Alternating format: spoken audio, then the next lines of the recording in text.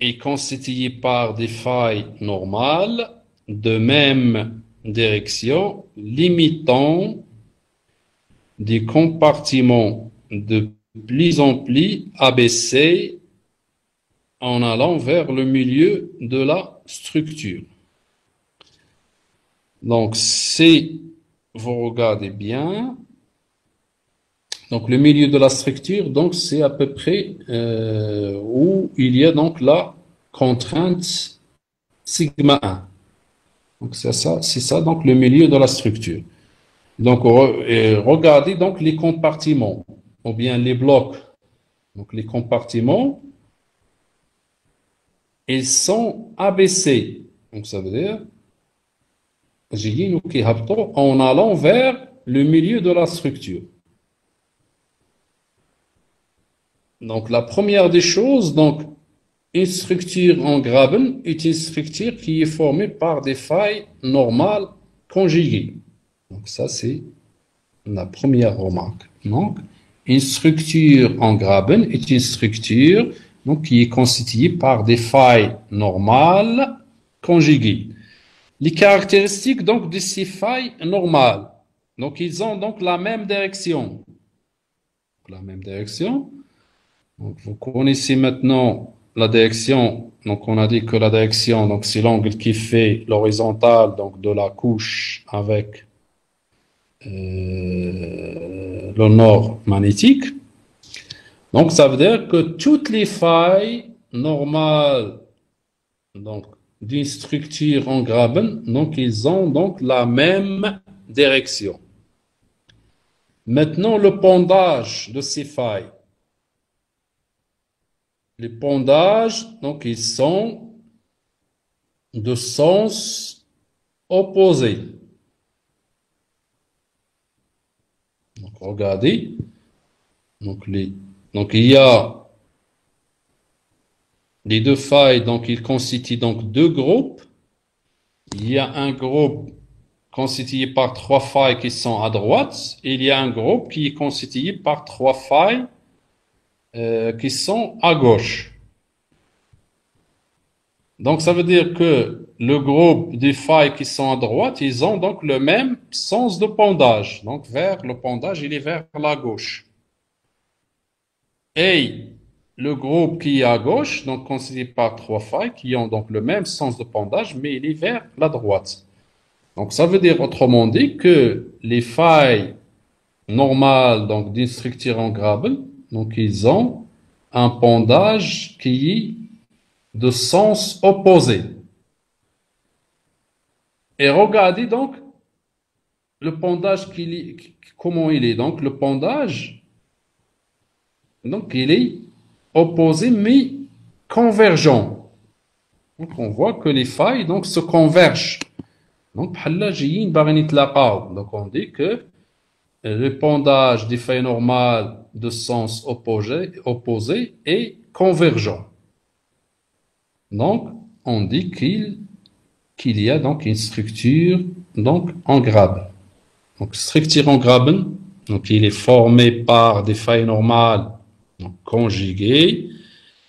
Ils ont donc la même direction, mais de pondage opposé convergent. Donc on dit qu'il y a une structure en graben. Donc soit كنعرف structure en graben غير من البونداج كيبان لي راه opposé convergent ولا كنشوف هذوك لي بلوك كيبانوا لي بان هو لي بلوك راهم جايين وكيهبطوا vers le milieu ديال لا structure. دونك عندكم جوج ديال لي كريتير لانه غادي نشوفوا ان دوزيام ستركتور وباش كنفرزوا ما بين حتى هي كتصايب ليا بدي فاي نورمال كونجيغي غير باش كنفرز بيناتهم بلا جيومتري ديال لي فاي نورمال باللي كيكونوا عندي مثلا واللي فاي نورمال راه عندهم لا ميم ديريكسيون دونك هذه راه سطروا عليها عندهم لا ميم ديريكسيون غير البونداج اللي كيتبدل يعني في ستركتور اون غرابن لي بونداج ils sont opposés mais convergents وغادي نشوفوا في لورتس بانه هذاك لو بونداج الي اوبوزي مي ديفيرجون دونك غادي لي فاي غادي كيتباعدوا ماشي كيتقاربوا وقلنا بأنه الكريتير الآخر كنشوف لي بلوك. دونك لي بلوك كي ليميت هاد لي فاي كيبانوا ليا بأنهما ils sont de plus en plus abaissés en allant vers le milieu de la structure. Et donc voilà, donc c'est une structure qui se forme tant qu'il est constitué par des failles normales conjuguées. Donc ça veut dire que c'est une structure qui se forme par un régime qui est extensif. Et donc c'est pour cela, donc on dit sigma 3 il est donc, horizontal, sigma 1 il est vertical et sigma 2 il est parallèle donc à la direction donc des failles. Donc maintenant, donc ça c'est une structure en Graben. Donc maintenant on va regarder donc ça. Il y a donc on peut parler aussi donc sur une structure en demi-Graben. Donc en demi-Graben, donc ça veut dire que lorsque il y a que la moitié donc d'une structure en Graben. Donc on appelle ça donc demi-Graben. Un demi-Graben est une structure constituée par des failles normales qui sont parallèles et de même direction et même, donc on peut dire aussi donc même sens de pondage. Donc voilà, donc c'est une structure qui est constituée par des failles normales parallèles de même direction et de même sens de pondage. Donc on appelle ça donc demi-Graben. Donc demi-Graben se forme aussi par un régime qui est extensif. Sigma 3 horizontal et sigma 2 vertical et sigma 2 il est parallèle à la direction donc des failles. Ensuite, il y a Orts. Un Orts est une structure tectonique constituée par des failles normales de même direction, limitant des compartiments de plus en plus abaissés en s'éloignant donc des milieux de la structure. Donc toujours donc le milieu de la structure. Donc si il y a donc la contrainte maximale sigma 1 et regardez donc les blocs. Donc en s'éloignant donc des milieux de la structure, donc les blocs deviennent de plus en plus abaissés. Mais dans la structure en Graben, on a regardé que les blocs ou bien les compartiments sont de plus en plus abaissés en allant vers le milieu donc de la structure. Mais pour l'Orts, donc en s'éloignant des milieux de la structure, donc les compartiments donc sont de plus en plus abaissés. Ou bien, autrement dit, que dans un Orts, regardez le pondage des failles, donc les pondages des failles, donc toujours les failles ils ont donc la même direction, mais le pondage il est opposé, mais il est divergent. Donc ça c'est un autre critère. Donc le pondage il est opposé et divergent. Et bien sûr, donc les failles ils ont donc la même direction. Donc, c'est une structure aussi qui se forme par un régime qui est extensif. Donc, c'est pour cela, donc, sigma 3, il est horizontal, sigma 1, il est vertical, et sigma 2, donc, il est parallèle avec la direction donc, des failles. Et voilà, donc, ce sont deux structures, ou bien trois structures, donc, qui se forment par un régime qui est extensif. Donc, il faut faire attention parce que parfois, donc, les gens, ils disent que les Orts, donc, se forment par des failles inverses conjuguées. Donc, ça, c'est pas vrai. C'est faux parce que on a dit que les failles inverses conjuguées, donc, donnent une structure en fleur positive. Mais les failles normales conjuguées, ils donnent soit une structure en Graben, ou bien une structure en Orts, et donc parfois donc on trouve donc sur le terrain donc une succession donc de ces structures, donc Graben, Orts, ainsi de suite. Donc ça veut dire que ce sont des structures qui se forment par le même régime tectonique qui est un régime extensif.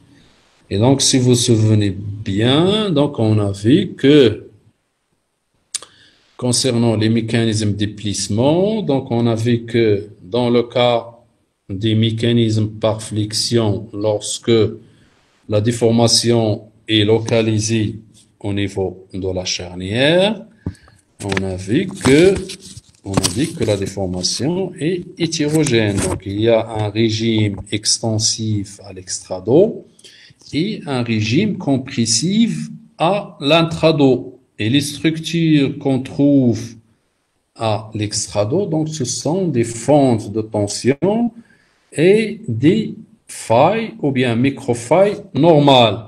Et même parfois des microfailles normales qui donnent donc soit une structure en Graben ou bien une structure en Orts. Et bien sûr, donc à l'intrado, donc on a vu que les structures qu'on trouve, donc ce sont les microplis, les microfailles inverses et les joints sténolytiques. Alors, conclusion, donc la formation de ces deux structures tectoniques, donc ça veut dire Graben et Orts, exige un régime tectonique extensif. Donc ça veut dire qu'il faut une extension donc pour avoir donc ces deux structures. Donc un régime extensif de la région concernée, donc d'où des émissions volcaniques donc fréquentes. Donc la deuxième notion qu'on va regarder, donc c'est un phénomène très intéressant donc en tectonique. Donc c'est l'inversion tectonique ou bien l'inversion structurale. Donc c'est la même chose. Donc on dit une inversion tectonique ou bien une inversion structurale. Donc on définit tout d'abord qu'est-ce que ça veut dire l'inversion tectonique ou bien structurale. Donc on appelle inversion tectonique le phénomène qui produit une inversion des sens des déplacements donc sur une faille préexistante. Le phénomène qui produit une inversion des sens des déplacements donc sur une faille préexistante. Donc ça veut dire si par exemple j'ai une faille qui est normale, donc qui a un jeu du haut vers le bas.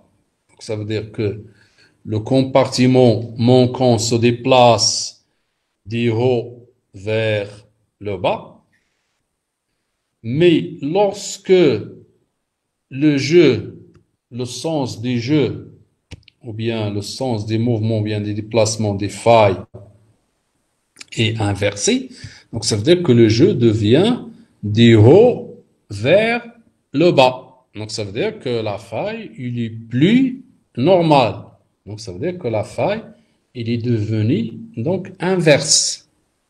Et donc ce phénomène donc s'appelle l'inversion structurale ou bien l'inversion tectonique.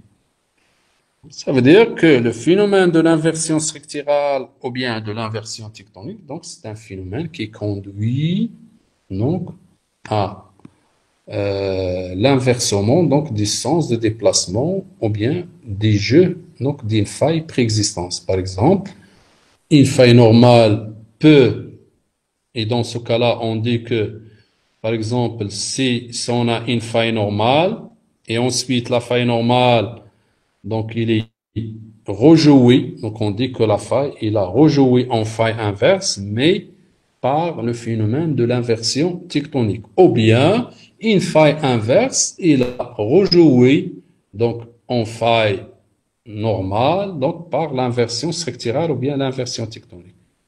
Donc, c'est pour cela on a appelé que le phénomène de l'inversion structurale ou bien l'inversion tectonique, donc, c'est le phénomène qui produit donc une inversion des sens des déplacements donc d'une faille sur une faille préexistante. Et donc on va regarder que normalement donc il y a plusieurs cas, donc soit une faille normale rejoue en faille inverse ou bien une faille inverse rejoue en faille normale, ou bien cette inversion structurale aussi donc, concerne les décrochements. Maintenant, tant qu'on a vu, on a défini donc l'inversion tectonique et on a cité les facteurs contrôlant donc l'inversion tectonique. Maintenant, on va regarder donc les étapes de l'inversion tectonique. Alors, les étapes de l'inversion tectonique. Donc, on va regarder donc ce schéma-là et ensuite, on va parler donc sur les étapes. Alors, donc sur le schéma, donc regardez donc le cas A. Donc le cas A, donc on a une faille normale. Donc il a un rejet R1. Ensuite, le passage donc de l'étape A à l'étape B. Donc on voit que le jeu, regardez le jeu. Donc le jeu il est inversé. Donc le jeu il est inversé. Donc ça veut dire que la faille, il a commencé à rejouer en faille inverse. Regardez. Donc, on voit que au lieu qu'on a un allongement horizontal donc sur l'étape A, donc ça veut dire qu'il s'agit donc clair et net donc d'une faille normale, mais à l'étape P, donc la faille, il a commencé à rejouer en faille inverse. On voit qu'il y a un raccourcissement horizontal. Mais le rejet R2 de la future faille inverse, il est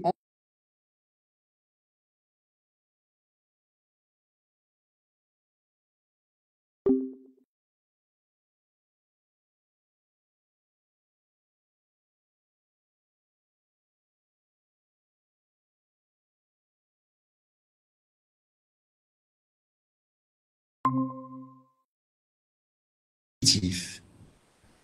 Lorsque une faille normale rejoue en faille inverse, donc on parle donc sur une inversion tectonique ou bien structurale positive. Et lorsque une faille inverse rejoue en faille normale, donc on parle donc sur une inversion structurale négative. Donc il y a une inversion structurale négative et une inversion structurale positive. Donc le passage, ou bien lorsque une faille normale rejoue en faille inverse, donc on parle donc sur l'inversion structurale positive. Mais lorsque une faille inverse rejoue en faille normale, on parle donc sur l'inversion structurale négative. Par exemple, donc là, donc sur ce schéma, donc on a une inversion structurale positive. Pourquoi? Parce que c'est la faille normale qui va rejouer en faille inverse. Donc, regardez l'étape A. Donc, l'étape de départ, on a vu donc une faille normale. Et à l'étape finale, l'étape C, donc on a obtenu donc une faille inverse. Donc, ça veut dire que la faille normale, il a rejoué en faille inverse. Donc, on parle donc sur l'inversion structurale positive. Et ça, donc, c'est à l'échelle des temps. Donc, ce n'est pas des jours au lendemain. Donc, ça, pour une faille normale rejoue en une faille inverse, donc, nécessite donc des millions d'années. Alors, donc, je continue. Donc, le passage donc, de l'étape A à l'étape B, on a dit que la faille, il a commencé à rejouer, donc la faille normale, il a commencé à rejouer en faille inverse, mais le rejet R2 de la future faille inverse est inférieur au rejet R1, donc de la faille normale. Donc, dans ce cas-là, on parle donc sur le phénomène de l'inversion tectonique positive, mais minimale. Minimal, pourquoi? Parce que c'est le débit de l'inversion. Donc c'est pour cela R2 il est encore inférieur à R1. Par contre, le passage de l'étape P à l'étape C, donc on observe que la faille, donc ça y est, il est complètement, la faille normale, elle est complètement rejouée en faille inverse. Donc dans ce cas-là, donc le rejet R2 est la même, donc dépasser donc le rejet R1. Donc dans ce cas-là, on dit que il s'agit donc d'une inversion tectonique positive mais maximale. Donc ça veut dire c'est l'étape finale. Donc ça veut dire que la faille normale il a rejoué complètement donc en faille inverse. Donc on a donc le phénomène de l'inversion tectonique positive, parce que c'est la faille normale qui a rejoué en faille inverse, et maximale, parce que le rejet de la faille inverse est supérieur au rejet de la faille normale. Donc voilà donc tout ce qui est marqué là. Donc le passage de l'étape A à l'étape B, on appelle ça inversion structurale positive mais minimale, car le rejet de la faille normale en faille inverse, donc ça veut dire c'est le rejet, donc ça veut dire la faille normale rejoue en faille inverse. Donc c'est ça, donc le rejet de la faille normale en faille inverse n'a pas compensé le rejet initial, R1. Donc ça veut dire R2, il est inférieur à R1. Donc le rejet de la future faille inverse est inférieur donc, au rejet de la faille normale. Et le passage de l'étape P à l'étape C, donc c'est une inversion structurale positive maximale, car le rejet de la faille a compensé et a même dépassé donc le rejet initial. Donc ça veut dire que R2 il est devenu supérieur à R1, autrement dit que la faille inverse et la faille normale est complètement rejouée donc en faille inverse. Donc on a appelé ça donc inversion structurale positive mais maximale. Alors, donc là, voilà, j'ai donné un exemple. Donc j'ai des failles normales. Donc ce sont 5 failles. Donc faille 1, 2, 3, 4 et 5. Donc ce sont des failles normales. Donc on voit très bien qu'il y a un allongement qui est horizontal. Donc ça veut dire que ce sont des failles que se forment par un régime extensif, donc ça veut dire une extension. Donc dans ce cas-là, on peut appeler cette structure une structure en fleur négative, ou bien une structure donc en graben, ou bien une structure en fleur négative.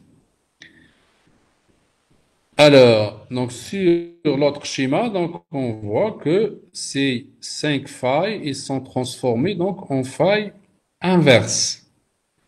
Donc ça veut dire sur le schéma qui est à droite, donc les failles 1, 2, 3, 4 et 5, ce sont des failles inverses. Donc ça veut dire que il y a le changement donc de régime tectonique. Donc on a passé d'un régime extensif à un régime qui est compressif.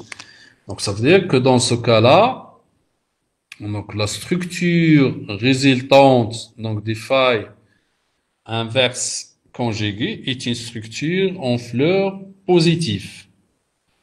Donc on voit que voilà, donc il se forme. Donc c'est la forme de la structure en fleur positive qui se forme de orth. Donc الشرج ديال العود بحال الشرج ديال العود. Donc الشرج ديال العود كيسموه orth. Donc هذاك الشيء علاش كيقول لك هما لي فاي نورمال كونجيغي كيسايبوا لينا une structure en orth, mais c'est faux. Donc c'est la forme de la structure qui est forme d'un orth, mais la structure il s'appelle une structure en fleur positive. Donc, parce que on voit très bien qu'il y a un régime qui est compressif. Donc, voilà. Donc, l'inversion structurale positive, lorsque les failles normales rejouent en faille inverse. Donc, ça veut dire qu'il y a changement de contrainte. Donc, on a dit que le régime tectonique, changement d'orientation de contrainte, et on a dit que il y a aussi donc l'orientation donc de la faille. Donc, ça veut dire la direction et le pondage donc de la faille. C'est ça les deux facteurs. Pendant la formation des chaînes de montagne. Donc, l'inversion structurale positive lorsque les failles normales rejouent en faille inverse pendant la formation des chaînes de montagne. Donc, c'est la tectonique des plaques. Donc, pourquoi? Parce qu'on a dit que normalement, les failles normales, on les trouve sur les bassins sédimentaires. Donc, les bassins sédimentaires, ou bien ce qu'on a appelé donc les rifts. Donc, ça veut dire parce que les failles normales conduisent à une dépression. Donc, ça veut dire la subsidence. Donc, on trouve donc des failles normales dans les bassins sédimentaires, mais lorsque pendant la formation d'une chaîne de montagne, donc ça veut dire que le régime et la formation d'une chaîne de montagne nécessite un régime qui est compressif. Donc ça veut dire que les failles qui étaient normales par un régime extensif, donc pendant la formation de la chaîne de montagne, donc ça veut dire que le régime devient compressif, donc ça veut dire qu'il y a un changement de régime.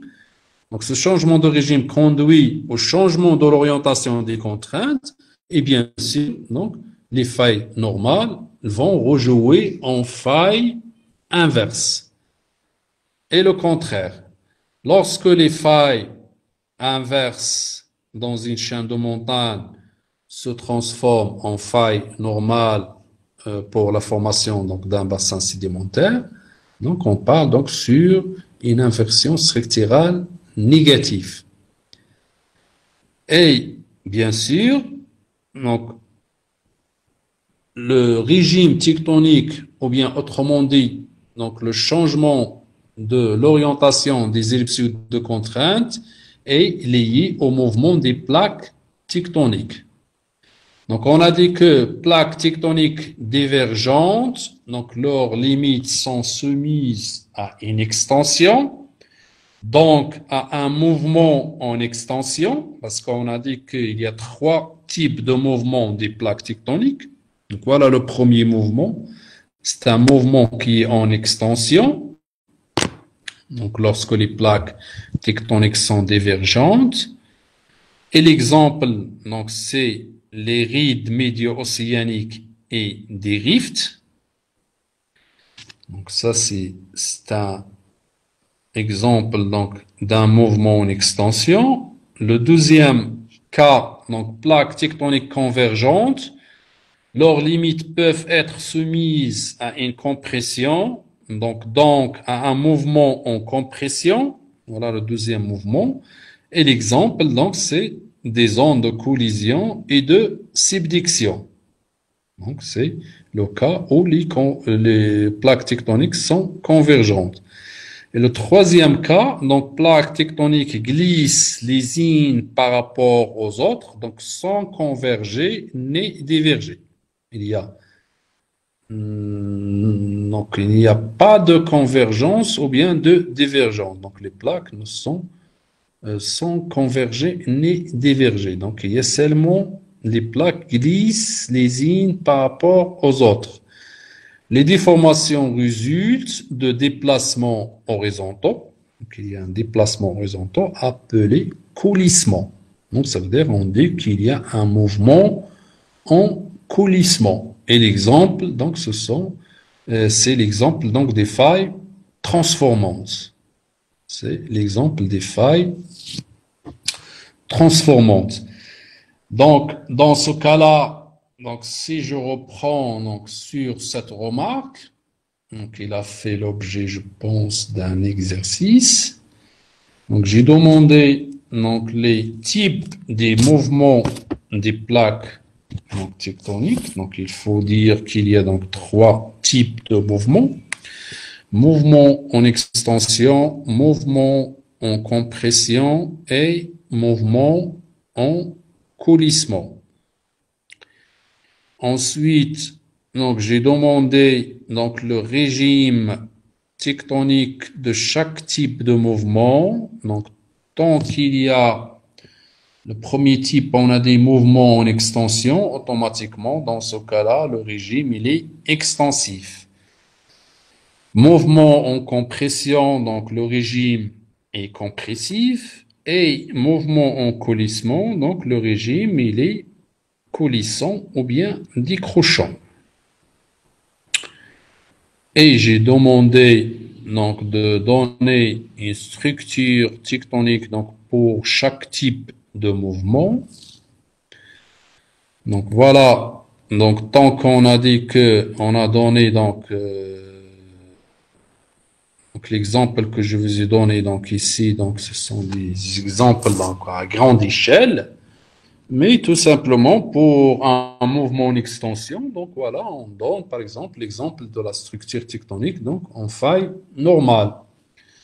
Et pour un mouvement en compression, donc on donne donc soit donc il y a plusieurs types de structures, donc soit on donne donc l'exemple de la faille inverse, bien de la chissosité ou bien d'un pli, ainsi de suite. Et donc pour le mouvement donc en coulissement, donc on a dit que le régime il est coulissant ou bien décrochant, donc on donne par exemple donc le cas d'un décrochement ou bien d'une faille décrochante.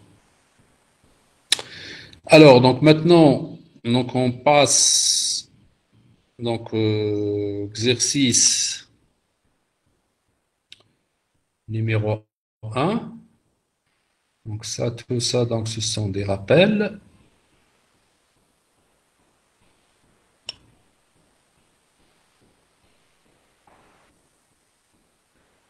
Alors, l'exercice numéro 1, dans la figure 1, on a des failles conjuguées symétriques par rapport à un plan vertical. Donc, la première question, quels sont les différents types de failles de la figure 1? Donc, voilà, vous avez donc trois types de failles. Vous avez donc trois figures, la figure A, la figure B et la figure C. Donc, sur la figure A, donc on voit que donc il y a un allongement horizontal entre les deux blocs. Donc, ce sont des failles normales, mais ce sont des failles normales conjuguées. Donc, il faut donc j'insiste donc sur conjugué. Donc, des failles normales conjuguées.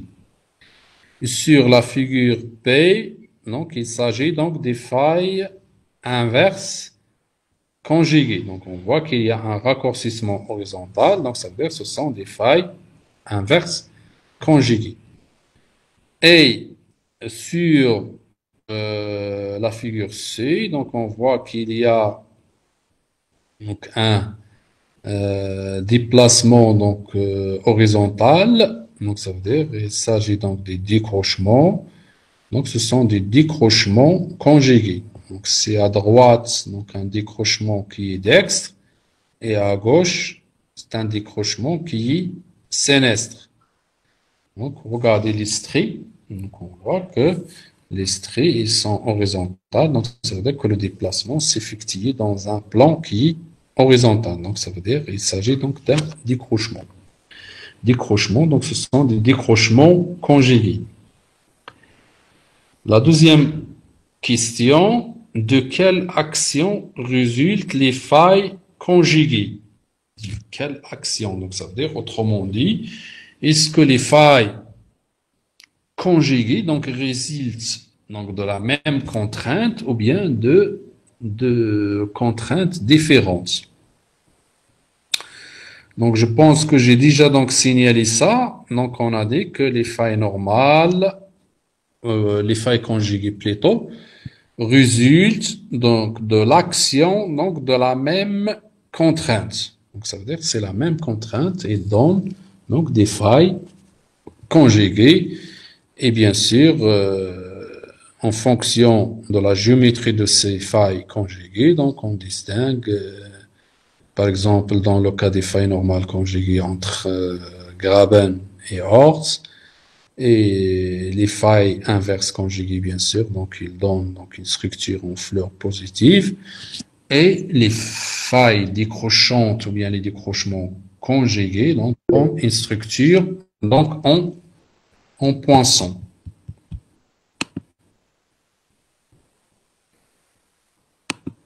Hmm.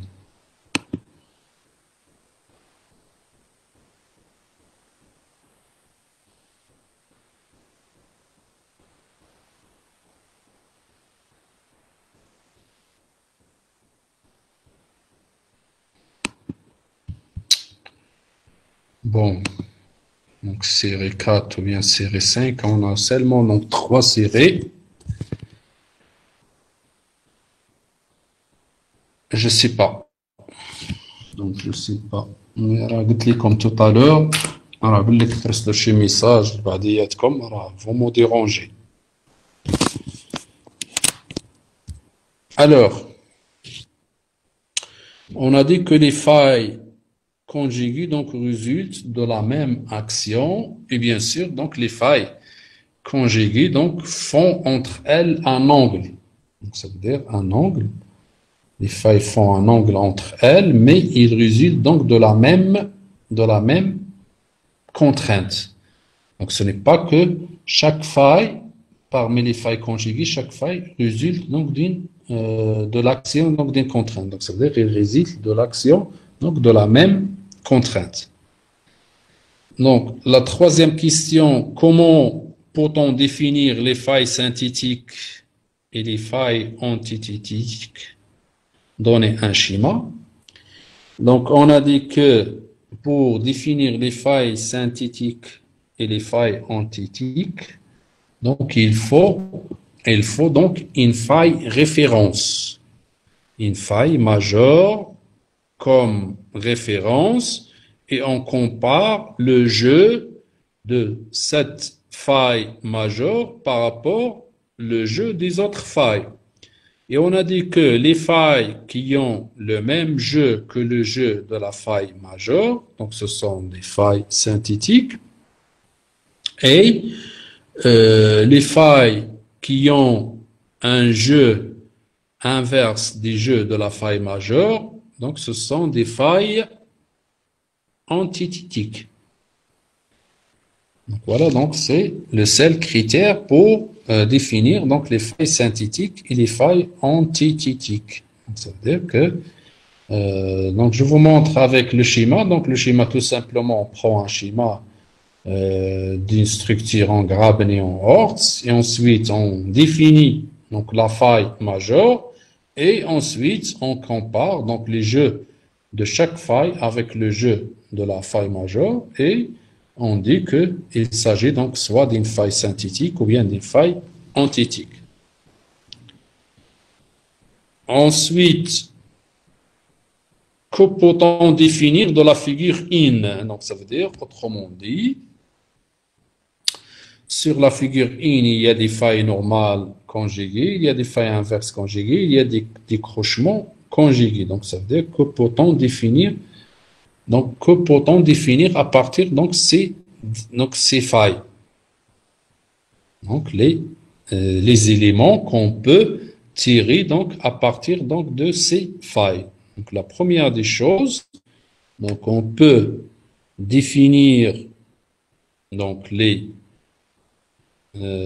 géométrie des ellipsoïdes de contrainte et de déformation. Et ainsi, donc, le champ créé par les ellipsoïdes de déformation et le champ créé par les ellipsoïdes de contrainte. On peut définir aussi, donc, l'allongement et le raccourcissement. Donc, on a dit que dans le cas des failles normales, donc, il y a un allongement qui est horizontal. Et dans le cas des failles inverses, il y a un raccourcissement qui est horizontale. Et dans le cas d'une faille décrochante ou bien d'un décrochement, donc il y a un allongement qui est horizontal. Il y a aussi donc un raccourcissement qui est horizontal. Donc voilà donc tout ce qu'on peut définir donc à partir donc des failles normales, inverses et des décrochements. Et cinquième question, donc quelles sont les différentes structures tectoniques donc de la figure in? Donc ça veut dire que sur la figure in, donc la figure A, on a dit qu'il y a des failles normales conjuguées. On a dit que les failles normales conjuguées, ils donnent soit une structure en Graben ou bien en Hort. Et tant que le pendage des failles normales conjuguées, donc il est opposé, mais convergent. Donc ça veut dire il s'agit donc d'une structure en Graben. Si par exemple le pendage des failles normales il est opposé et divergent, donc on dit qu'il y a une structure en Hort. Et sur la figure P, donc il y a des failles inverses conjuguées et on a vu que les failles inverses conjuguées donnent une structure en fleur positive. Et bien sûr, donc les décrochements donc, donnent une structure en poinçon. Donc on va regarder donc ces éléments donc de réponse, parce qu'il y a quelques illustrations. Alors, voilà. Donc on a dit que la première question, donc les types de failles. Donc on a dit que A, donc ce sont des failles normales conjuguées. Donc j'insiste encore une fois donc sur conjuguées. P, donc ce sont des failles inverses conjuguées.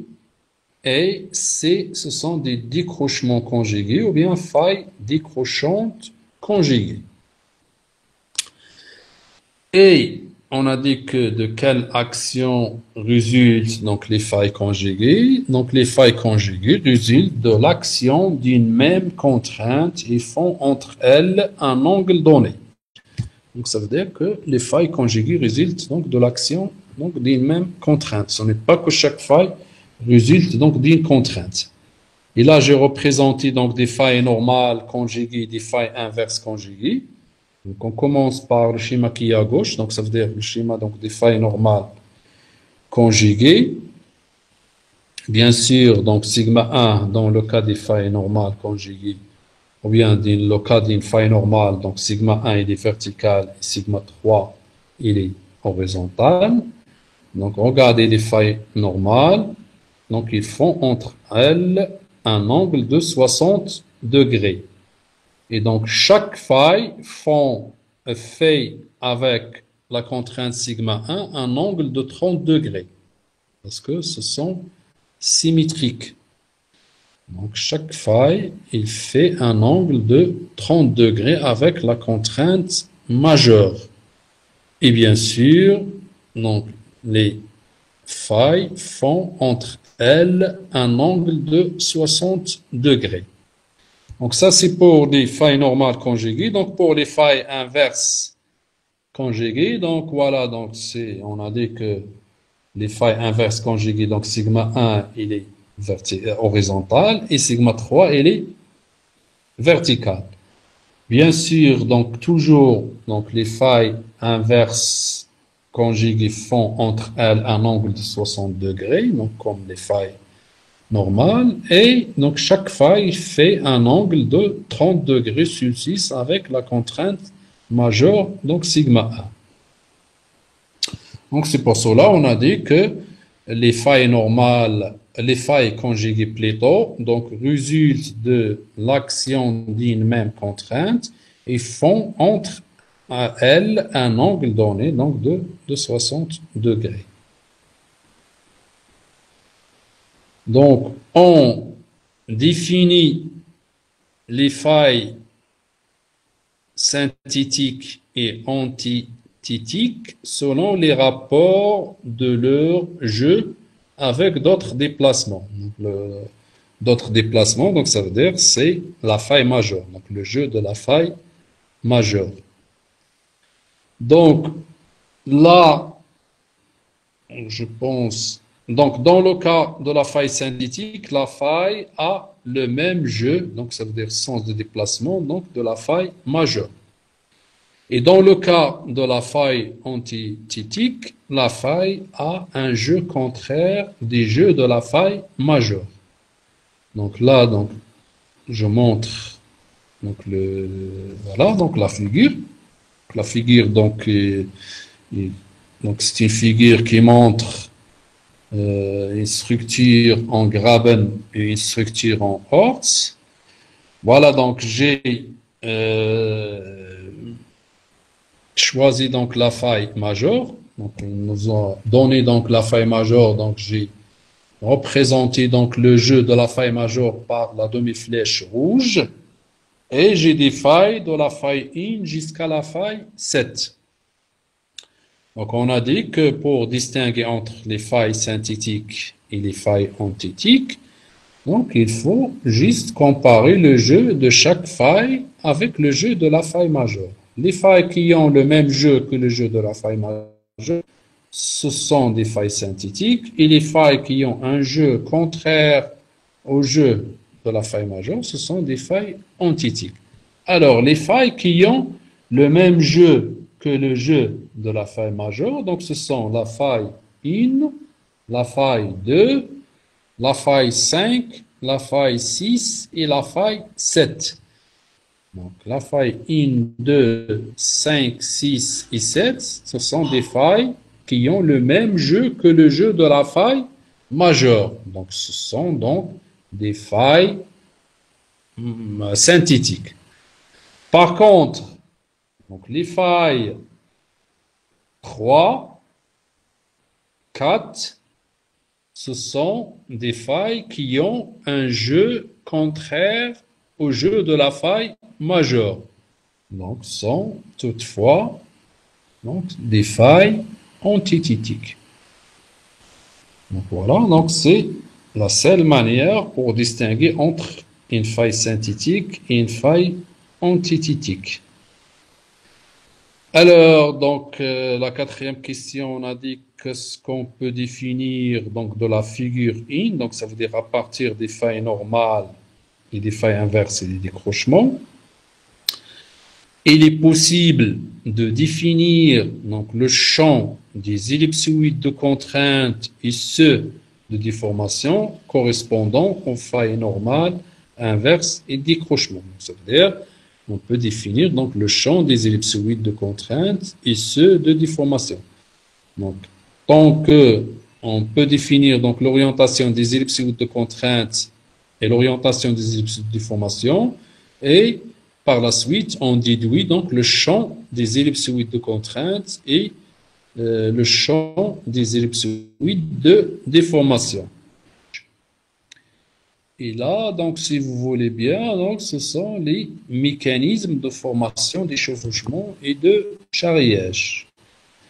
Donc, la première étape, donc, c'est l'accident A. Donc, ça veut dire c'est une faille inverse. On voit très bien qu'il y a un raccourcissement. Ensuite, B, donc, on voit qu'il y a une association donc d'une faille avec un pli, donc ça veut dire que c'est une structure donc pli-faille.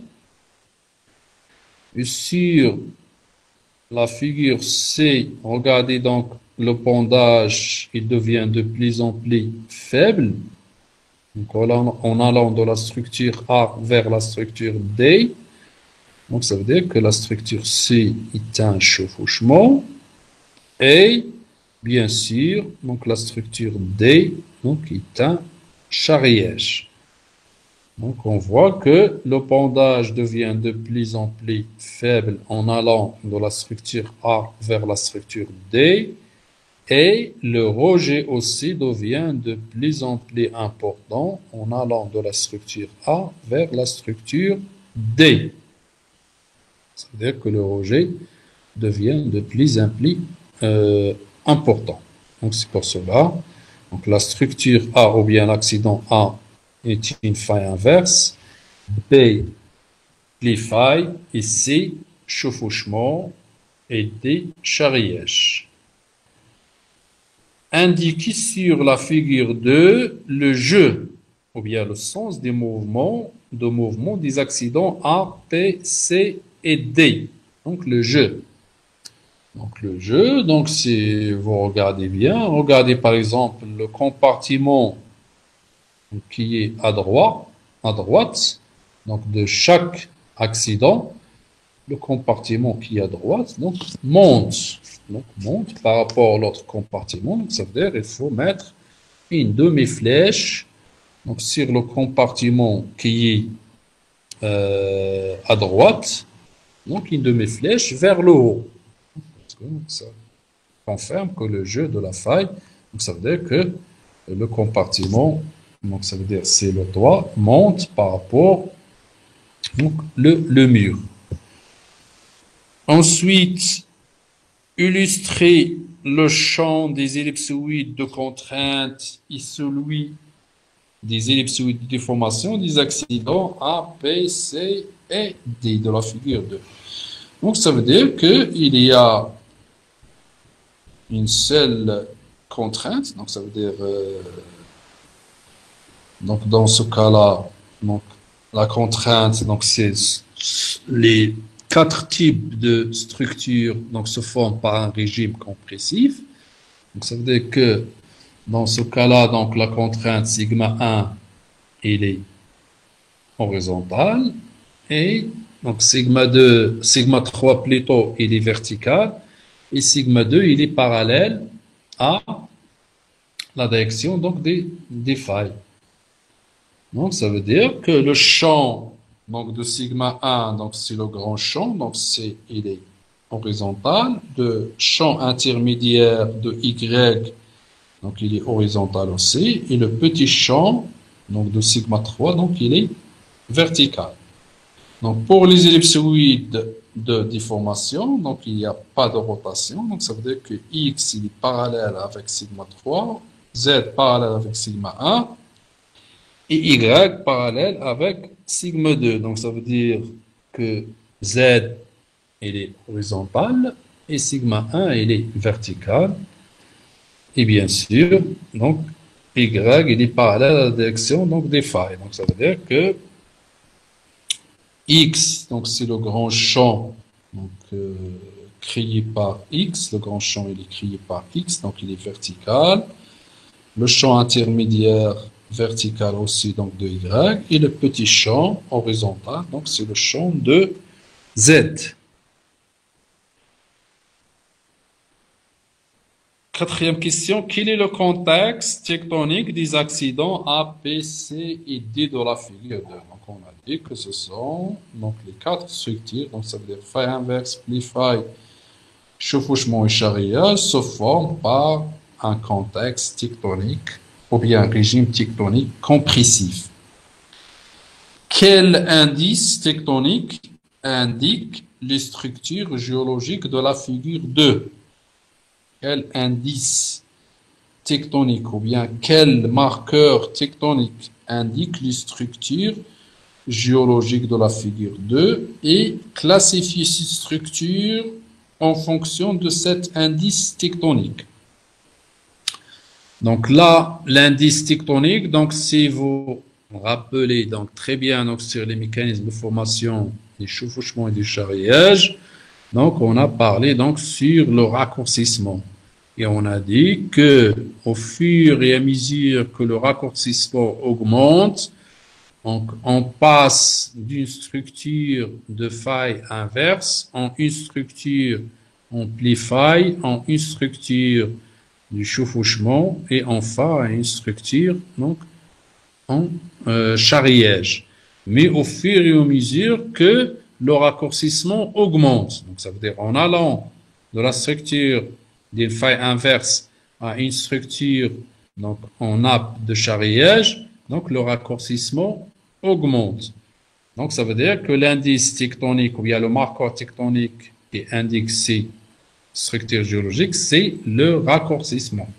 Et bien sûr, on met donc à gauche une faille inverse, ensuite pli faille, ensuite chevauchement et ensuite donc charriage et on met une flèche et donc à côté donc des flèches donc on indique que le raccourcissement augmente en allant de la structure en faille inverse à la structure donc en charriage. Donc voilà, donc c'est ça la classification donc de ces structures en fonction des raccourcissements. Donc voilà donc les éléments de réponse donc de cet exercice. Donc voilà, la structure A est une faille inverse, B les failles et C chevauchement et D donc charriage. Le jeu donc j'ai les représenté par une demi-flèche, donc je les mets donc sur le toit parce que le toit donc monte donc, par rapport au mur. Donc voilà, donc j'ai mis donc une demi-flèche donc sur le toit vers le haut. Donc le champ des ellipsoïdes de contrainte est celui des ellipsoïdes de déformation donc des accidents, donc c'est la même contrainte. Donc on a sigma 1 horizontal et sigma 3 vertical. Donc le grand champ il est représenté par l'ellipsoïde de contrainte sigma 1, champ intermédiaire sigma 2 et le petit champ vertical, c'est le champ de sigma 3. Donc X, il est parallèle avec sigma 3 et Z avec sigma 1 et Y avec sigma 2. Donc ça veut dire que X, il est vertical parce que sigma 3, il est vertical. Donc le grand champ, il est créé par sigma bar X, donc vertical. Le champ intermédiaire aussi, donc c'est vertical. Et le petit champ créé par Z est horizontal. Et le contexte ou bien le régime tectonique des accidents A, B, C et D de la figure 2 est un contexte compressif. Et l'indice ou bien le marqueur tectonique qui indique les structures géologiques de la figure 2 est le raccourcissement. Donc, vous avez vu comment, donc c'est ça, donc mes exercices. Donc, les réponses sont toujours avec un mot, deux mots, plus précis, les réponses plus précises. Et donc, je ne demande pas assez de blabla.